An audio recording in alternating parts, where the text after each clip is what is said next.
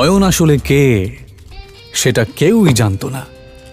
তবে কেন জানি না অয়ন নিজেও কাউকে কিছু বলতে চাইতো না।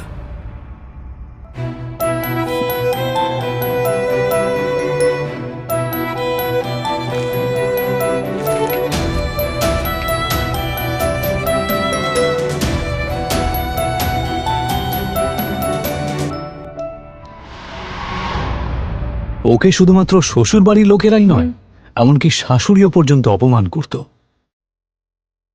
উনি রুষা আর অয়নের ডিভোর্সও করিয়ে দিতে চেয়েছিলেন।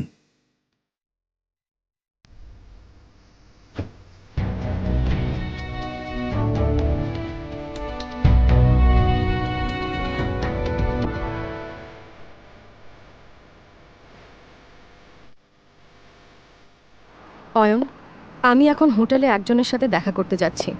তুমি কিন্তু কাউকে বলবে না যে তুমি আমার স্বামী।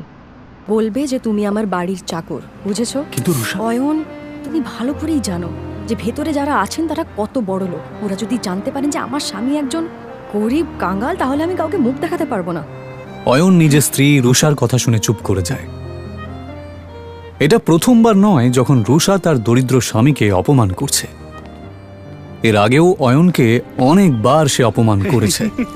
রুষার বাড়ির লোক অয়নের সাথে একটা কুকুরের থেকেও খারাপ আচরণ করত, কিন্তু অয়ন কারোর কথায় মন খারাপ করত না, কারণ সে তার স্ত্রী রুষাকে পাগলের মতো ভালোবাসত।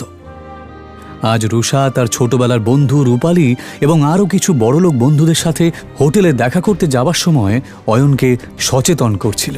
অয়ন, শেষবারের মতো বলছি, ভেতরে গিয়ে কোনো সিন ক্রিয়েট করবে না। ঠিক আছে, তুমি যা বলবে। হোটেলের ভেতরে বড়লোক বাবার বখাটে সন্তান প্রেম সেন, রাজ বোস এবং পারাস আগরওয়াল বসেছিল।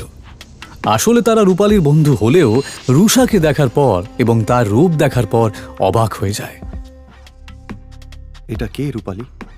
এত সুন্দর দেখতে। ও আমার বেস্ট ফ্রেন্ড রুষা। অয়নের জামা কাপড় দেখে নাক মুখ মেকিয়ে পারাস জিজ্ঞেস করে, আরে সুন্দরীর সাথে বাঁদরটা কে রে? আর ঠিক তখনই অয়ন বলে ওঠে, নমস্কার, আমার নাম অয়ন। আরে হ্যাঁ, মনে পড়েছে, রুষা সিংহ। তার মানে আপনি অয়ন, যার সাথে রুষার বাবা সিদ্ধার্থ সিংহ ওনার মেয়ের বিয়ে দিয়েছেন। কি ঠিক বললাম তো রুষা? প্রেম আর পারাস যেই বুঝতে পারে যে এই গরিব লোকটা আসলে এই সুন্দরী মেয়েটার স্বামী, তখন রুষাও তাদের সাথে আর ফ্লার্ট করতে পারে না। কিন্তু তারপর তারা তিনজনে মিলে অয়নের দারিদ্রতা নিয়ে ঠাট্টা করতে থাকে।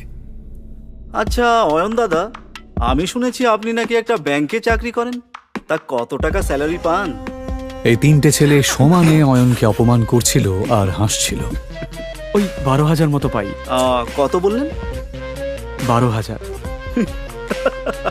কখনো কখনো বোনাস পেলে 15,000 মতো হয়ে যায়। ভালোই স্যালারি পান আপনি।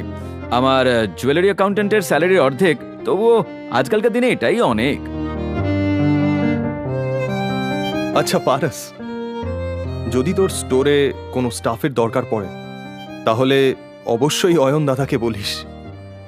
ওনাকে দেখে কর্মঠ মনে হচ্ছে, আর আশা করি ওনার কাজ তোর ভালোই লাগে। হ্যাঁ হ্যাঁ, নিশ্চয়ই প্রেম, নিশ্চয়ই। 20-25 হাজার টাকার চাকরি তো আমি ওনাকে দিতেই পারি। আচ্ছা অয়ন দাদা, আপনি চাইলে কাল থেকেই জয়েন করতে পারেন। তারা কাকে জব অফার করছিল? অয়নকে। ও চাইলে তাদের তিনজনকেই কিনে ফেলতে পারত। অয়ন যে আসলে অয়ন রয় চৌধুরী এটা কেউই জানত না, এমনকি রুষা এবং তার বাড়ির লোকেরাও এটা জানত না যে এই গরিব অয়ন আসলে কে।